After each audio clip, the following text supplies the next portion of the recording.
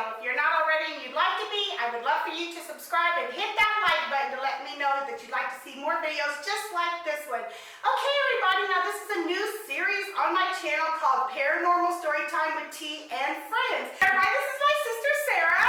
Yay! And she's going to tell us an awesome paranormal story time.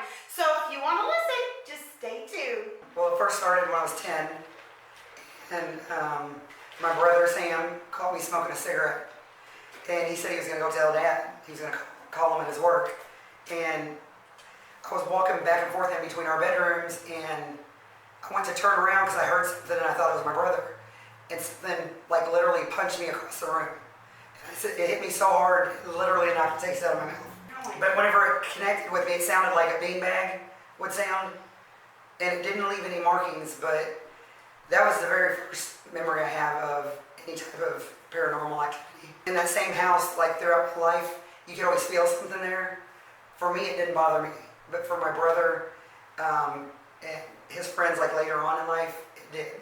To a point where people didn't even want to come to the house. But for whatever reason, I felt safe there, as well as my daughter, because I moved back later and started raising my daughter there. But that same room that I got knocked across in, my daughter, you could hear her talking to somebody, and she would question it as if it was me, like asking mommy. And it'd wake her up all the time. You never see anything. You would just feel it.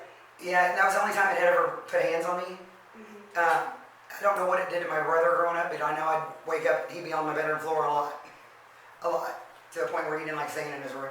I remember that I used to go to your house and I would spend the night, and all night long something would keep waking me up, and I would look to see if it was you, and then I'd lay back down and I was like, what is that? But back then, you know, I had a really big problem with having to close my stuff down and my abilities down, mainly because my mom wouldn't let me do anything, and so I would never say anything. But I remember that house used to scare me. Yes, and I was like, oh my God, but I had to go because it was my sister's house. And I was like, oh God. Yeah, but I remember that. I do remember that. And I remember one night we was in your bed asleep, and we woke up and you almost tripped over Sam going to the bathroom. So I remember that. He used to come in and sleep on the floor a lot. And he'd get real bad migraines.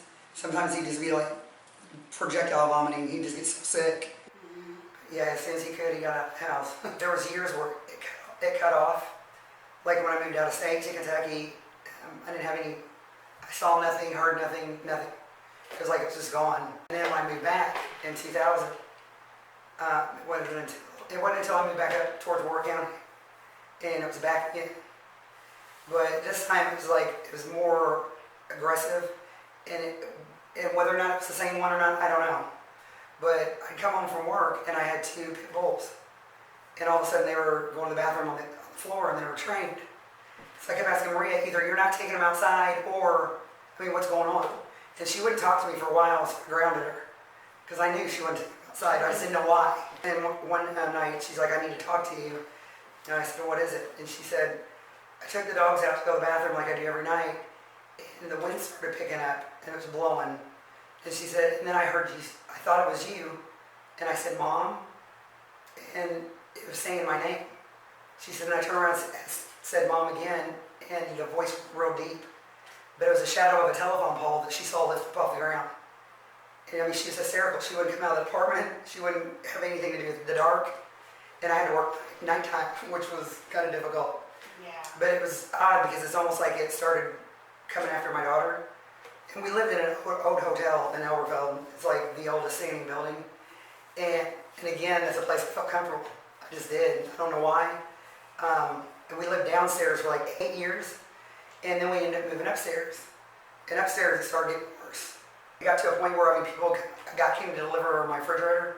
He wouldn't come inside the building. He said, ma'am, I don't know what to tell you. Call my boss, call anyone. I'm not coming through there. I've had people come up my stairs and say, do you realize what you have going on out in your hallway? I'm like, yeah, did it bother you? And then some friends, like my friend Amy, was like, I feel like I need to take a shower. But for whatever reason, I don't know why, even if my child at home, it never bothered me. Even after getting hit, it was almost like, I don't want to say comforting, but no, I just felt comfortable. And at this place I did too. What was upsetting me was that my daughter was being upset. She'd call and say, you're home already? And no, why? well, you need help up the stairs with the groceries? I'm not home. She'd be like, oh. I'm like, are you serious? And she's like, I'll be okay, it's okay. And she said that she heard bags drop at the top of the stairs. And of course, I hadn't even made it to Evansville yet. So it's like I got to a point where she was being terrified to a point where, I mean, I went off. I was like, you want something, you come to me, you stay away from my daughter, you can't come to my home. You know, because then I started worrying about, somebody told me what an Archon was. And I was like, oh, awesome. Archon, from my understanding, and it's an older gentleman in the 70s that had told me, they are, they're not good spirits, but some are like demons. And the only way that they can move around is by watching someone's, how to turn a door handle. That's the only, they're stuck until they start learning your habits. And what was crazy was, I knew that something had come with me to work, but I'm out of Toyota, I'm like trying to put it out of my mind, because there's so many noises going on anyway. Or you hear somebody say Sarah, and I turn around, and you know your supervisors at some point are watching you. Yeah. And you're like, these people are going to think I'm crazy, because I'll be like this. But I hear my name, or something touched, like just barely brushed against my butt, and there was never anything there. But what the telltale giveaway was, my daughter said, he has an odor. And I said, what do you mean he has an odor? She said, I won't say this person's name. She said, you know how he smells when he doesn't wear deodorant? And I was like, yes. She said, it's that. Because she thought he was actually behind one of the trees coming to see us, and just hadn't come around the corner. And she said there was nothing there. And see, that makes sense because they do have like a musty smell to them. Sometimes I'll be in my attic and this one old man spirit that's always coming up in there always smells like really musty, like somebody that hasn't took a shower. Yeah. That's how they smell. The earliest memory I recollected was, I remember we had chores to do, and we lived in an old farmhouse. And mine was always the family room. And if you opened up the closet door, there were wooden doors. They had these long mirrors in them. And I'd catch myself sitting on the floor and staring at myself in the mirror. And sometimes I get real close to the mirror and I look like, it's weird, because I think I was 4, thinking back the first time. And every time I take off running, I go screaming to my mom. She'd be like, what's wrong, what's wrong? I'm like, I saw inside. And it wasn't until I got older, as a young adult, I met a guy named Chris. And then he told me, he said, what'd you think? He saw in there. I was like, I was scared. And he said, you know what you were looking at? It was my soul. Like, I remember, that's why I don't eat bologna and hot dogs. I remember realizing, oh my God, I'm in skin. And whether or not they're the same entity, or I don't know. But the one, when I moved upstairs, it got bad. Like, I ended up getting in a relationship, and the guy moved in, and it was actually my ex-husband. And it was strange because I could watch them as like looking from the outside in, them deteriorate. Like, my daughter started becoming very angry. I was going to ask you, did you ever feel like this spirit came in and like tried to take people away from you? Yes, I did, and he did, and it worked. Yeah. And that's when it started getting even more aggressive. Like, I'm laying in bed, and all of a sudden you could hear something hit the door. But I mean, it's so large and so loud that it scared me, and I'm not scared of anything. My Lord Jesus Christ is it. And I mean, I'm sitting there with a knife, and Maria comes running in my room, my daughter. What was that? Go see what it is. I laid there like this the whole night until daylight. Or the slamming of doors, because it's an old hotel, so the door structures are still there, but the inside of your apartment wasn't. But you could hear slamming. I thought it was my landlord. And I'm like, what is his problem? You know, it's 9 o'clock in the morning, and there was nobody out there. The reason he was doing it is because when I went off, I have to work at night, leave my daughter alone. Yeah, that's okay, funny man. So he started in the morning time. That's when I really knew what I was dealing with. That whatever it is, it can hear me. Right. It knows what I'm doing. For whatever reason, it could not come through my threshold of my house. And it learned how to open my door, because I'm standing in a space that's this big, trying to stuff all my body in there because I was on the computer waiting for a friend to pick me up, and I saw the door open. And I hollered for him. He didn't answer. I was like, oh man. And all of a sudden, you look around, it's dark. Because you didn't turn any lights on, and I was like in there not feeling good, and I called, and he's like, I'm not even there yet. It just fades in and out, and now I'm not there, and I feel it more and more. So I don't know, what it's about. Well, he almost acts like he owns you. Yeah. Like he gets mad when other people come into your life, and almost like a loving, I'll take you away from her way. Yeah. It is a negative energy, But you have two protectors, and that's why you've always been protected from this. But I believe that this thing has been with you since birth. Yeah. And I believe it's because of whatever situation from your birth happened is why this thing followed you. Even though there's things I feel and I know, I just look at it like, well, like me seeing inside myself. Yeah. I chalk it up as, it's a need-to-know basis. I just know if I mess up with my child, right, we're going to talk. If I can see you or not, we're going to have to talk. Right, because a lot of times saging doesn't work with things like very psychic people like me and you, very empathic people that can pick up on things and sense things and see things. Saging doesn't really work. Because the reason it works for normal everyday people is because it lessens the energy enough, because they're not so empathic to feel it, that it lessens it enough to where they're not noticing. But they're not really going away. Right. You know, they're still there, or they're just kind of waiting until the smoke clears. Right. So then they're like, oh, okay, I'll be back, girl. You know, give me 3 days, I'll see you, you know, or whatever. But they don't really go anywhere. But with you, it's just an attachment, you know, but it's from birth, so it thinks you belong to it and it belongs to you. So you have to go way back to when you were born, and you have to think of the circumstances and what happened and what was going on. Why were you, you know, took out of that situation, what happened. Right. So you don't really know the type of negative situation you were born into. No, imagine it's weird because when people would say, what do you think your parents were like? Like, one's probably in a life sentence, the other one's in a nut house. That's what I used to say. Yeah. So like, God, why do you think that? I mean, I was just a little nutty myself. You know what I mean? Yeah. The thought process that would go through my head, even I knew wasn't completely normal. Yeah. But I was given such a hard time growing up that I think it caused me to think like that. You know? So later in life, the same guy, Chris, that told me what I was looking into, when we broke up, I said, I need you to come and take something from me. And it's so strange because it's like I could speak to him without calling him. Right. And my daughter would freak out because he could see on the outside of the door until I'd open it. I gave it to him. And Maria's like, well, what was it? You don't need to know. But what it was something really dark. It was something that was festering inside of me. But Maria, my daughter, and himself were having bad dreams. And they were describing the same thing. And Maria said, I'm not trying to be mean, Mom, but I feel like it's you. Yeah. In my dream, I'm like, well, draw a picture of it. And they both separately drew a picture, and it was the same thing. And he just looked at me and said, it is you. And that's when I knew that whatever it was I was going through, it was something to work on myself. To go back as far as I could remember and start working on myself, because when I gave it to him, I wanted it back years later. He said, do you really? Because it was one of the scariest things I've ever seen, and I left it alone for the past 5 years in a dark place. People don't believe there are things that lie within us. Yes. We can get rid of them if you want. Yes. But I didn't know what to do with it anymore. And all the negative and toxic things that I'd taken in. So I don't know if that's what kept me alive. I've made it through 2 terrible homicides. I've been through some things that most people would have been dead, for sure. Hitting brick walls at 85 miles an hour, just a lot of things. My mind's always been like in a comfortable place where I could walk away from it. Because you're meant for something more than what you've ever done, and you haven't done it yet. The very smartest thing you've ever done is say, I'm going to work on myself and take myself back. The purpose of this shadow thing is to take every ounce of confidence, love, everything from you is to drain it.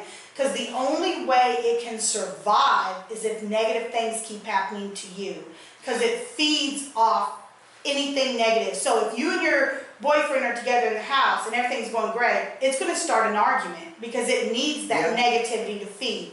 It's going to make something bad happen so it can feed, because it can only stay behind you and do these things to you if it can feed. What you do is you starve it. That makes much sense, because for a long time I stayed to myself. Yeah. I don't trust anybody anymore. They diagnosed me with paranoid personality disorder. I'm like, walk 1 week in my shoes. Yeah. You be paranoid too. Yeah. Okay, because these things are happening. Yeah. Or I call them the shiny people. Yeah. Where you catch a glimpse of. And they go right past you. Yeah. I'm seeing what I'm seeing. I don't care. I'm seeing it. And it was weird because then for lengths of time, I wouldn't see them. Yeah. I don't know what those are. I always call them the shiny people. What you have to do is you have to take everything negative and turn it to something positive. So say that you lose your job, okay? That means everyone's out there waiting. Yeah, and so you're like, oh well, who cares? The universe is just telling me that I can't find the right job if I'm working this job. So you turn it positive, and that makes it mad. Because now you're starving it, because it wants you to get angry and mad and explode and hit things, and that's what it needs. That's what Chris had said. He said, I left it in a very dark place. It can't get out, and I have not fed it. I have not talked to it. I have not touched it in 5 years. So the more positive you can stay and the more you can work on you. Another thing it doesn't want you to do is it doesn't want you to empower your purpose. You haven't been able to empower that yet because it's kept you from doing that. So the more you can focus on what it is you really want to do and be in life and just keep working toward it, and just doing it, the more it's going to starve. Because it doesn't want you to make it. It wants you to stay poor and down and out and in the worst way, because that's how it feeds. But the more you can be happy and live your life and take care of you and everything, and every time something bad happens, you just take a deep breath, let it go, and try to find the positive in it. You're starving it. You're starving it. So look at it as a mean, ugly dog that won't go away till it no longer has food, and then it can go somewhere else and find food. And so the more you don't give it, the more it's going to go away, to eventually you've rid it completely. The only problem is keeping it gone, and the only way you can keep it gone is to still live your life for you. A lot of the times humans, earth beings here, they take all their energy, all their gifts, everything they've got, and they give it to other people. They give it to people who don't deserve it, people who are not going to do the right thing with it, and they take advantage of it. What you're doing is you're feeding the negativity, because everything that you have inside of you that's going to put you to where you need to be, you're giving to somebody else for free and leaving yourself with nothing. So there's going to be a point in your life where you're ready to go, but you've got nothing left. So you have to be selfish here. You really do. You have to take care of you and you completely first. I mean, and it's hard to say, it's like take care of you before your kids, but if you ain't no good, you ain't no good to your kids. So you have to take care of you first, do exactly what you want to do in life. Don't care what anybody else says. Don't even, if somebody says, girl, don't do that, then I guess you're not my friend, so bye, because I'm doing this for me. So the more you work on you and get you to a place where you need to be, you're living your purpose. Now this thing can't even come near you. It's going to have to go find somebody else, because now you've rid it. So I work on me. There's something about me that keeps attracting the same. I mean, I could find a man in church. Yeah. He could be whipping something out of the cornfields up there and be like, it's just the wrong people, I don't care if it's a man, woman. I could get a kitty cat off the street and it'd be demonic. You know, it's like... But it's this thing that's bringing these things to you. So I just shut everything down and started working on me. Yeah. And when you get honest with me, is like, there's days that, I thought, man, you're not such a good person, Sarah. Yeah. When you think about the life, like how you treat people. You're right, because for a long time it went away. Yeah. But there was nobody for it to mess with. Exactly. It's kind of hard to have a negative day when it's just you. Right. So when you meet a guy and you're like, you got to think, is it this bringing it to me, or is it time for me to have it? When you get yourself to a point to where you're happy and you know that life is good and you can conquer anything, the right person will just step right in the door. When arguments start and they want to get upset, say, look, let's leave, let's walk away, let's go take a walk. Why don't you take a walk? And you got to calm the situation completely down, because it will feed. It will feed. Other people don't realize there's something going on like you realize. Right. So they're going to be able to be took advantage of and manipulated to where you can't. So you have to just stop everything. That's what you have to do. And then when you let all that go, it leaves. Because if it can't feed off you, it's going to go find somebody that it can. I'm dealing with something that's way darker than what it used to be. Because it's fed for so long. Yeah. It's gotten bigger, stronger. And for it to jump in people's cars. This particular girl didn't know anything about it. And she left my house and she said, Sarah, I'm turning back around and I don't know what got in my car, but I'm not coming back to your house. Get it in my car. And I was like, okay. I said, why are you saying that? And she said, because something got in my car after I left your house. And it didn't belong to me. I was like, come on, get out. You know what I mean? It's like, get back upstairs. Sometimes I come down the stairs to take my animal out, my dog out, and I go to turn around and look at the building, and I couldn't get back in. So I'd have to call my daughter, can you come unlock the door? She'd be like, it's open. It's wide open. I'll be like, thank you. Now, what her coming down the stairs did, I don't know. But it was a threat. It was a threat like, no, you're not getting back in the house. But it was that much of a threat that I don't know what angered it so much. When you get around people you love, you're more protective. Oh, yeah. And that's why it's hard for it to survive when you're around people you love, because you're willing to do whatever it takes to make sure they're not hurt. But if he can get you by yourself, your guards are more down because you don't have anybody to protect but yourself.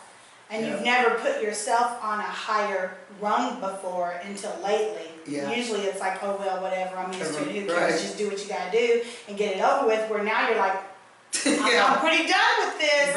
Right, and that's why things are changing, and that's why it's starting to kind of calm down and not be so bad. And it's strange because you can feel it change. It's like you can feel the air shift. Different. It is. It's one of the worst feelings to me ever in my life, because I never know what's going to happen. Like, somebody could die. Is it this thing? Is it, you know, I never know, but it's that deep and that much of a feeling that it almost hurts. And when people are like, what's wrong? You're just not yourself. There's some people I have in my life that they just know. Yeah. You're not yourself at all. Something's getting ready to go down. Right. You feel it. And they're like, what? So yeah, that's basically just the way to kill it, is just to starve it. And I think you know that. That's why you've been like, I'm just going to stay positive. I'm just going to do what I got to do for me. I'm going to quit messing with all these negative, toxic people. And that's the first step. Quit letting people over that are going to feed it. Yeah. I just have that. I have any more energy for it. Yeah. What makes these things occur? Like, who are these? Yours has been from birth. So this is my guess, because I wasn't there when you were born. Right. But, my guess would be that there was, and I hate to say this because again, this isn't 100% sure, but because it's so strong, I would say that either the mother or the father were probably into satanic stuff. See, I used to say that. I swear I did. Yeah. I'm like, somebody doing black magic around me? Somebody was, because I'm suffering at the hands of somebody else's crap. And they might have, and the girl might have even thought that she got pregnant by a demon. She might have got scared. She might have got the baby. I don't know, but I know that something was being practiced. But it didn't affect you. It's just attached to you. There was a portal open, had to be. To be from birth, this came with you through a portal. It had to. So as you were born, it's attached. So you've had it your whole entire life, which is rare. You normally don't see that. Right. Most people build up these entities with, like, they go through a bad divorce, and you actually can build up poltergeists and entities just from the way you live your life, the people around you, the negative energy that goes on around you, and you can build it, and you can feed these things. It wants to have a life. All of these shadow dark energies want to have a life. They'll never have a soul. They'll never live a life because they're energy, but it can live through you. Right. So if it can make you do the things it wants you to do, then it is actually living. Right. Anytime you feel angry for no reason whatsoever, it's not you. It's this needing to feed. It's hungry. So it's going to build up whatever it has to do to feed.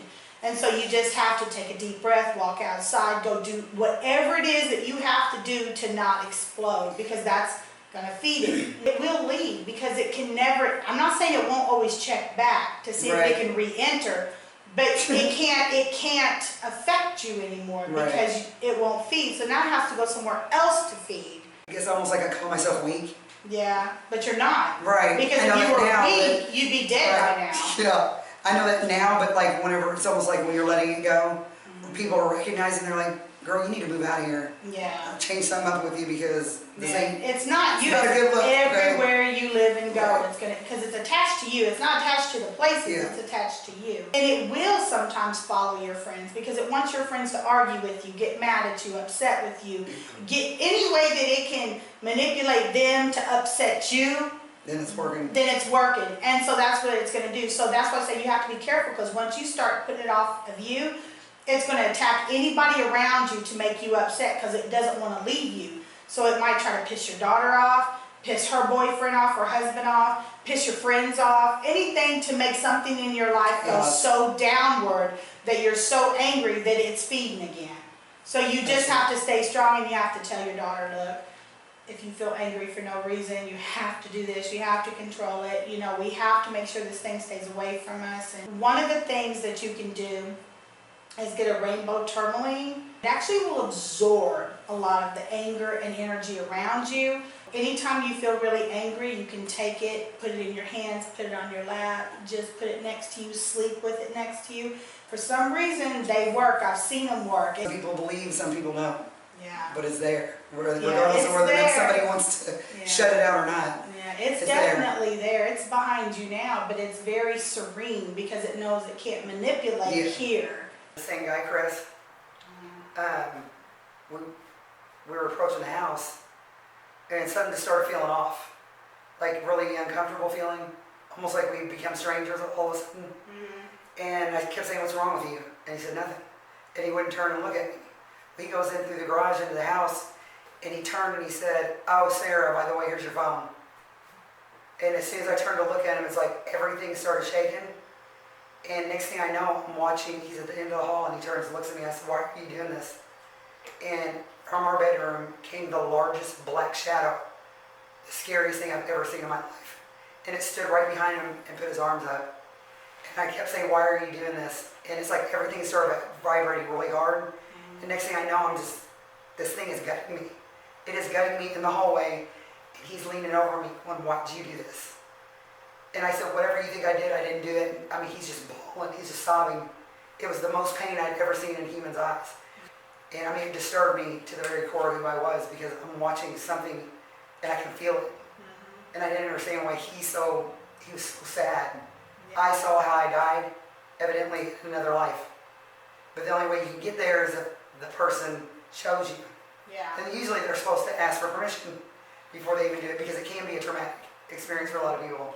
Well, he didn't ask, but I sure got shown. That was probably like more traumatic than getting smacked across the room by an entity, because do we know people from another life? I don't know.